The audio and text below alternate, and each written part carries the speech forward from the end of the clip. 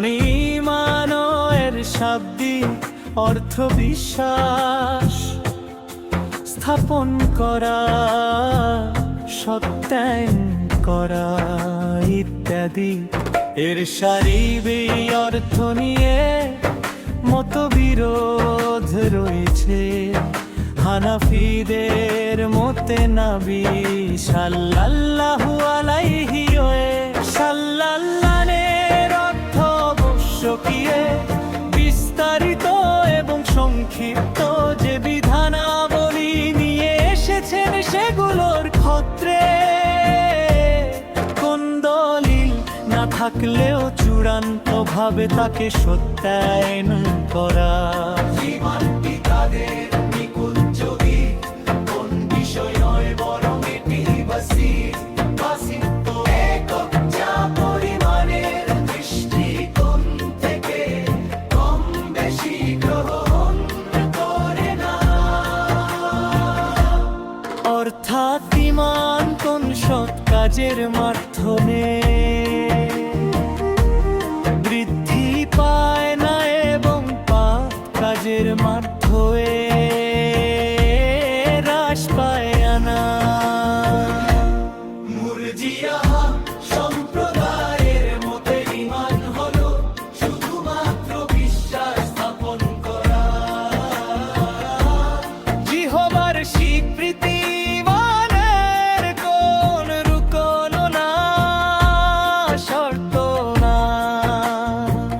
ফলে হানাফিদের মতো তারাও আমালকে ঈমানের প্রকৃত অর্থের বহির্ভূত গণ্য করেছে এবং ঈমানের আংশিকতাকে অস্বীকার করেছে। তবে হানাফিরা এর আমালের প্রতি গুরুত্বারোপের প্রতি উদ্বুদ্ধ এবং ঈমান বৃদ্ধির ক্ষেত্রে এটিকে একটি কারণ হিসেবে গণ্য করলেও মুরজিয়ারা এটিকে সমূলে ধ্বংস করে। বলেছে আমাদের তো প্রয়োজন নেই,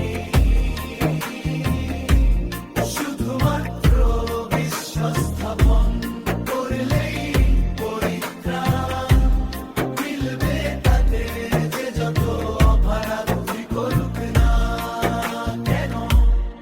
আর রামিয়া সম্প্রদায়ের মতে ঈমান হলো শুধুমাত্র উচ্চারণ করা, ফলে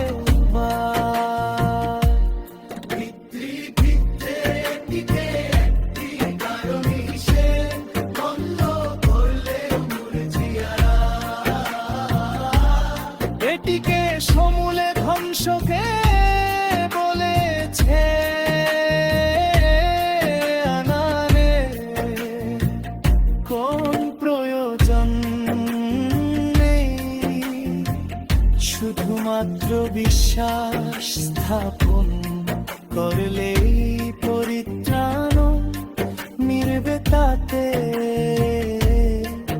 যে যত অপরাধী করুক না কেন। সম্প্রদায়ের মতে ঈমান হলো শুধুমাত্র উচ্চারণ করা, ফলে তাদের নিকট না যাবে কেন মূর্তি স্বীকৃতি যথেষ্ট। 4 সপ্তাহ